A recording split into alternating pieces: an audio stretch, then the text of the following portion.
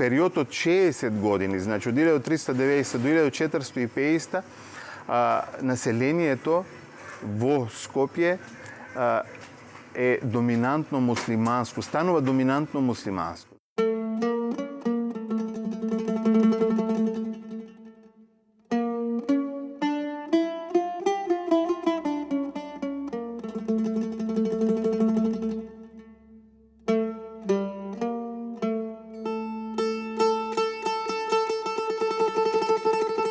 Првиот попис, например, од 1453 година покажува дека 2/3 од населението се муслимани, а 1/3 се христијани. При тоа зборуваме за население од околу 4.500. Значи, средина на 15 век Скопје има од прилика 4.500 жители, од кои 3.000 се муслимани, 1.500 се христијани. Значи, се уште немаме евреи. Евреите се дојдени во 16 век, кои придонесуваат во формирањето на таа синкретичка култура што ќе се создаде во Скопје до крајот на 19 век. Евреите се оние кои со доаѓањето после нивното протерување од Шпанија во 1492 година се населуваат на територијата на сите поголеми градови во Македонија, меѓу другите и Скопје, кои формираат своје гето, кои градат своја синагога, кои имаат своји училишта и кои исто така учествуваат во создавањето на идентитетот на османлиско Скопје. Постои верување дека постои и физичка подвоеност на малата кои се формираат во Скопје. Меѓутоа, дефтерите покажуваат дека тие луѓе живееле во исти мала. Тие мала се со куќи еднокатни кои се изградени од плитар, кои се изградени од дрво и тука не станува збор за некои по-монументални објекти, по-големи објекти. Тоа се скромни живеалишта и на муслиманите и на христијаните. Сите тие кои живееле во Скопје, например, го знаеле јазикот на својот сосед. Доминантен јазик е турскиот, се разбира. Меѓутоа, сите луѓе кои меѓу себе соработуваат во чаршијата, го знаат јазикот на својот сосед. Турците го знаеле јазикот на словенскиот јазик кој се зборувал. Евреите, да не зборувам, ги знаеле и јазиците на христијанското население и турскиот јазик.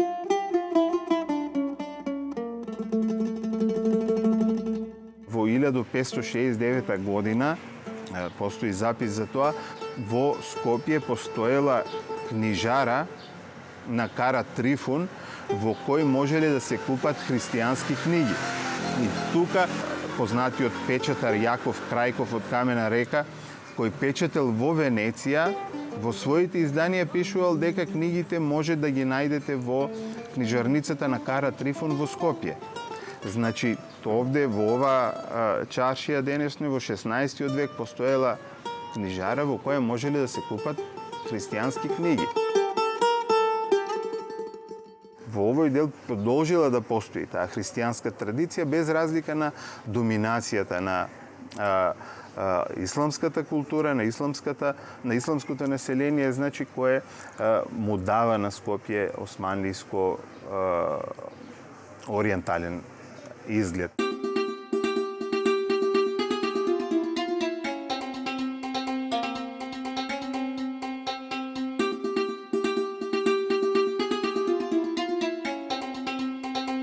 Скопје станува една од после Солун најважниот континентален трговски и стопански занајчиски центар на Балканот за османлиите.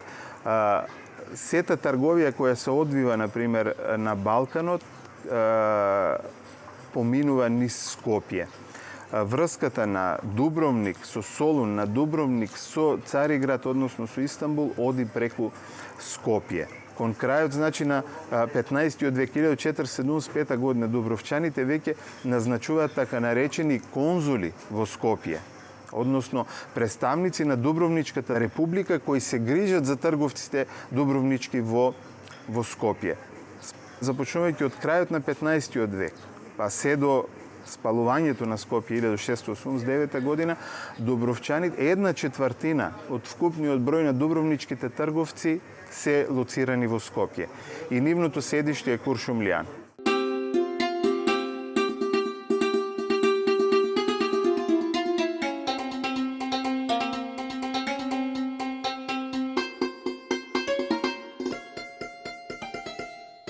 Покрај Дубровчаните, во Скопје престојуваат и трговци од Венеција. Значи, Скопје, посебно во 16 век, има размена со Венеција. Има случај кога овде во Скопје се случува убиство на венецијански трговец кој живеал овде подолго време и постои писмо обраќање од венецијанскиот бајло до властите во Скопје да не се мешат во наследството на тој венецијански трговец, односно да остават тоа да си го повлече семејството од Венеција. Значи, од тој аспект Скопје, како што спомнав, станува еден од најважните, значи, стопански, трговски, занечиски центри на Балканот. 1568 година, последниот попис кога е направен оние класични пописи на населението, Скопје има 10.500 жители. Значи, во период од 100 години Скопје двојно си го зголемува населението. Во тоа време, според Евлија Челебија, овде во Старата чаршија имало 2150 дуќани, што е огромна бројка. Например, само ако го споредите со Сараево во тоа време, Сараево и неговата позната баш чаршија има 1150. Значи, Скопје имало 1000 дуќани повеќе од Сараево во тоа време, а Сараево исто бил важен центар османлиски во тоа време во внатрешноста на Балканот. Постојат неколку документи официјални од локалната власт во Скопје во тоа време во која се на кожарскиот еснав во Скопје му се наложува, казнет кожарскиот еснав во Скопје, му се наложува да престане да фрла коски и кожи во Вардар, бидејќи го загадувал Вардар и го попречувал текот на реката.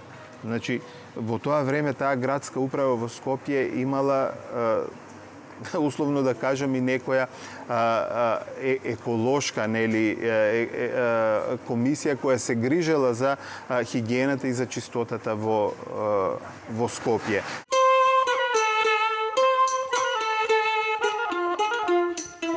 Скопје, крајот на 17 век пред спалувањето, е, значи, еден од можеби првите 3 османлиски града во европскиот дел на Турција.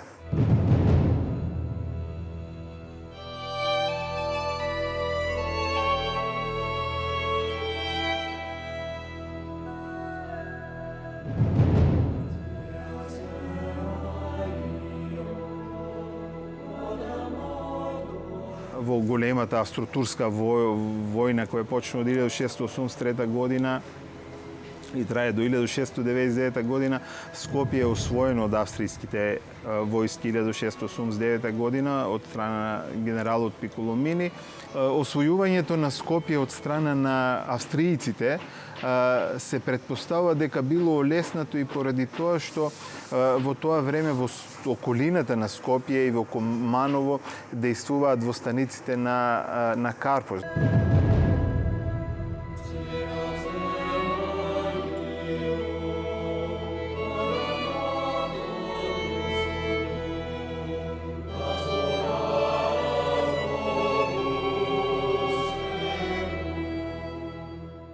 Македонија беше прогласено и создадена востаничка територија на целиот простор Скопско, Кумановско, Кривопаланечко, Полок. И тука беше создадена востаничка власт. Тука беше воспоставена и прва воено-политичка врска и соработка меѓу австријската војна команда и востаничкото, македонското востаничко раководство, предводено од војводата Карпош. Тука престојуваат само неколку дена австријците и потоа се приморени да се повлечат и при повлекувањето тие го запалуваат Скопје.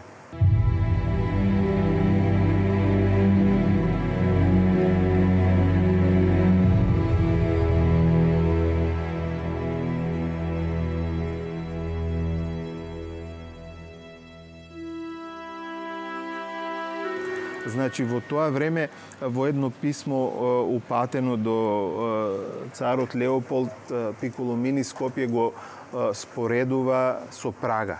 Значи пишува во писмото Скопје е големо колку Прага. Овој Пиколомини пишува овде постојат такви објекти на кои човек би им посветил внимание како на објектите кои се наоѓаат во Рим.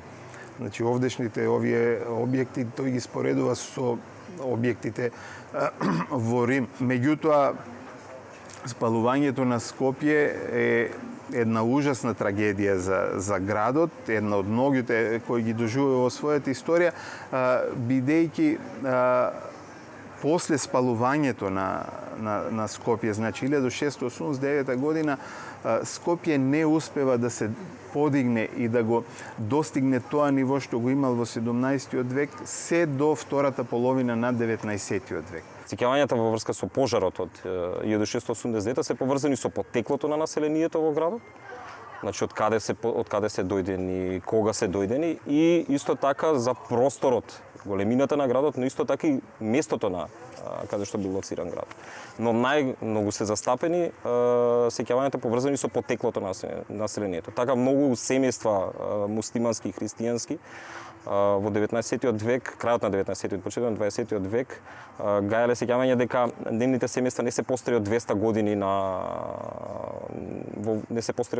односно дека најрано дошле пред 200 години во Скопје.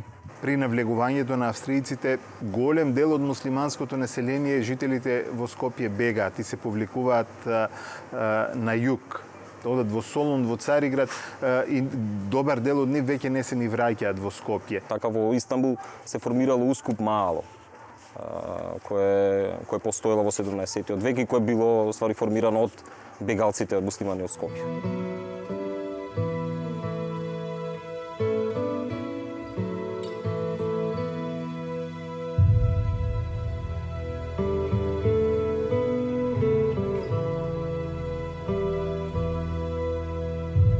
Сите заклучоци кои се носат за Скопје во 18 век се на база на изворите од 19 век. Како што реков, пописот, например, од 1844 година покажува дека Скопје, ако во средината на 19 век е со 10-11 жители, како што имал во 16 век, дека Скопје немал силен развој од 19 век. Ако бројот на занаетите е само 90, според тој попис, исто така покажува огромен пат на стопанската дејност во Скопје. Всушност, тоа е резултат на тоа спалување и таа австро-турска војна, меѓутоа тоа е резултат и на општиот пад во самата Османлиска империја.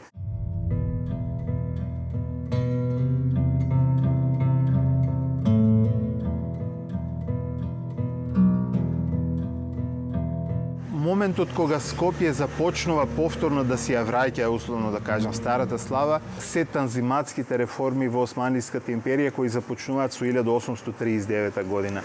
Повторно во 1834 година со реформата која се прави станува центар на Санџакот, на Скопскиот Санџак. И тоа повторно возможува во Скопје да се вратат и администрацијата османлиска и повторно се концентрира еден дел од војската.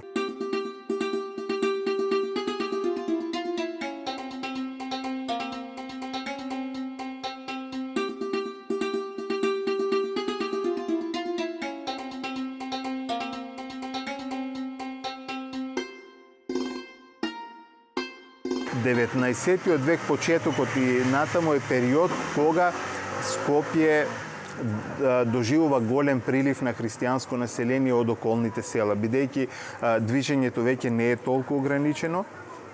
Христијаните стануваат се похрабри да го напуштат селската средина и да дојдат во градот. Скопје почнува постепено да го зголемува бројот на христијаните. Освен религиозната припадност, исто така може да диференцираме јазична припадност, односно јазичен идентитет, кој јазик го зборувале скопјаните во 19 век. Така ако се прошетаме низ Скопје во 19 век, ќе сретнеме многу јазици, ќе сретнеме словенски, локален дијалект, сретнеме турски, албански, во крајот на 19 век и влашкиот јазик, еврејскиот, тоест ладино еврејскиот јазик. Понатаму Може да се слушнал и грчки јазик, кој бил јазикот исто на трговијата и поради тоа што доста трговци од Скопје оделе кон Солун и од Солун од Скопје. Понатаму може да се слушнат од крајот на 19 век со појавата на национализмите и отварањето на екзархиски и патријаршки училишта, односно на бугарски и српски училишта, во кои се изучувале стандардниот бугарски и српски, во градот може да се слушнат тогаш веќе и стандардните бугарски и српски, стандардниот бугарски и српски јазик. Освен овие локални, регионални јазици, во крајот на 19 век во Скопје почнува да се слушат и некои од западноевропските јазици. Предуслов за појавата на овие јазици во градот е изградбата на железничката линија Солун-Скопје и отварањето на конзулатите на некои западноевропски држави и Русија. Тој период од 1689 до 1000 некаде 873 година е период кога Скопје урбано не ја менува својата физиономија, во која градот се уште останува на левата страна, односно старото јадро на Скопје. Од десната страна има многу малку незначителни објекти, со исклучок на Бурмали џамија. Таму не постојат значајни објекти. Тоа се бавчи кои ги обработуваат чивчи, постојат таму гробишта и не постои значајен објект се до градењето на доаѓањето на железничката пруга 1873 година, кога Скопје се преселува од таа страна.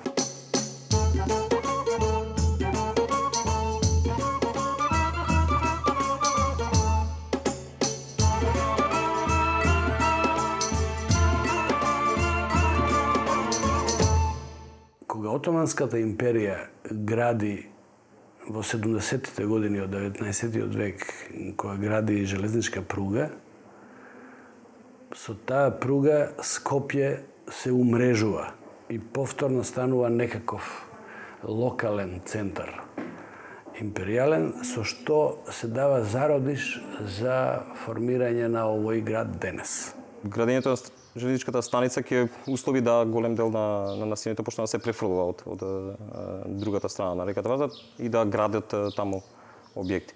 И на тој начин се гради, се создава оската кој оди од железничката станица на југ на север кон Вилецкиот конак. Тоа е денешната жолта зграда до јужно од Мустафа Пашината џамија. И денеска таа оска постои, функционира во градот и една од главните пешачки зони на Скопје.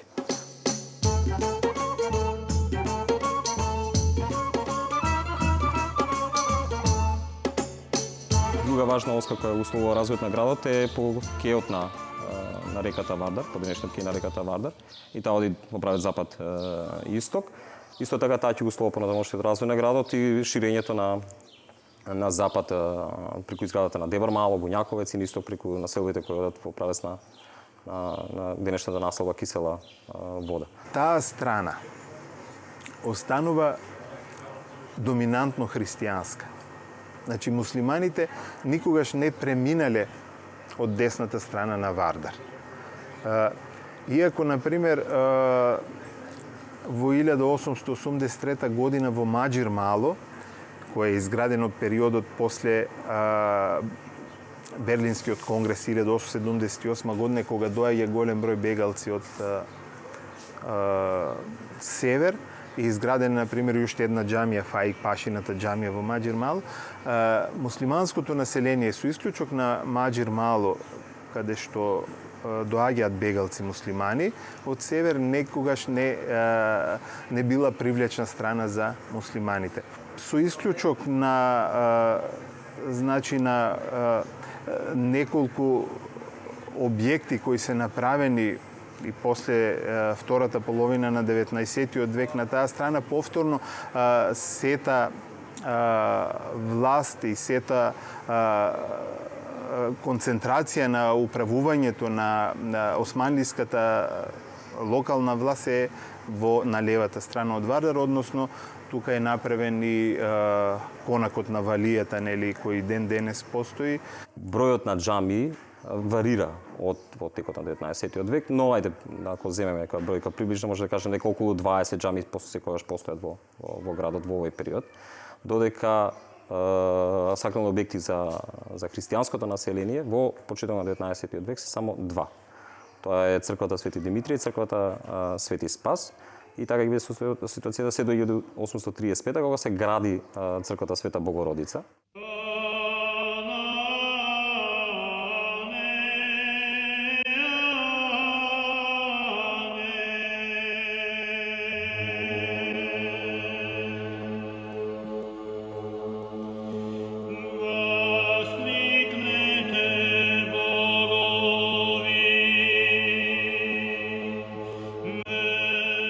Скопје се најде, така да речеме, на ударот на главно на двете пропаганди, иако тука активна беше и грчката пропаганда, односно Цариградската патриаршија, која имаше духовна власт, имаше своји владици, но главно битката се водеше на културен, просветен, црковен и политички план помеѓу бугарската и српската пропаганда во Македонија.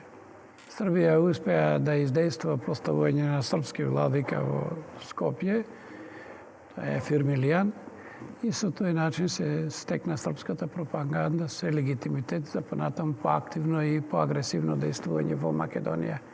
Пора да ги преземат и духовните објекти. Особено е жестока битката и за црквата Свети Спас.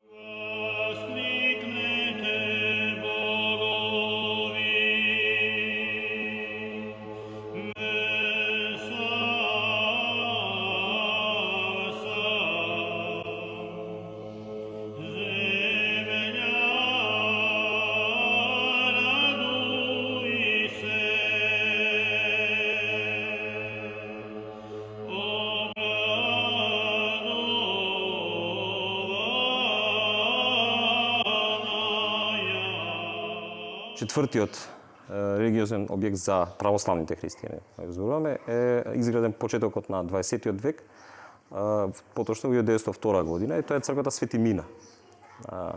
Тоа е една црква за потребата на влашкото население во градот, и откако црквата Свети Спас припаднала на српската заедница во градот, било додадена локација за изградба на црква која ќе припадне на влашкото население, која побарувало да има собствена црква во која службите ќе се извршуваат на грчки јазик, а не на словенски, тоест на српски, како што било во Свети Спас. Останатите две цркви, Свети Димитрije и Света Богородица, припаѓаат на екзархиската црква во Скопје.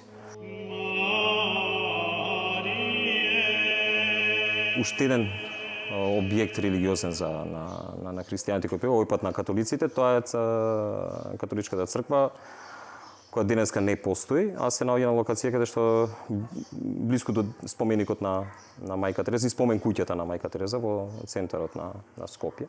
Таа е изградена во почетокот на 90-тите години од 19 век и се постои се до 1963 кога е срушена.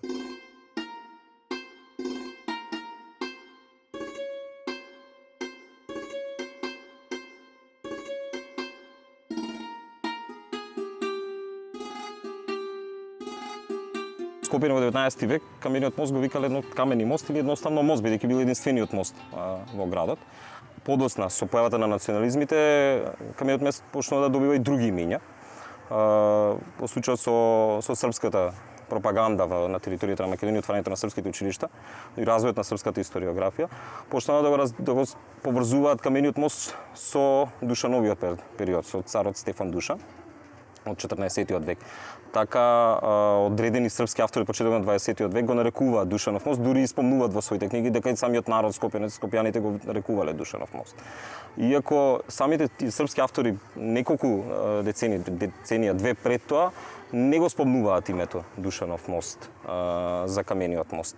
Тоа укажува на влијанието на национализмите во развојот на свеста и кај скопјани, но и на развојот на државна идеологија.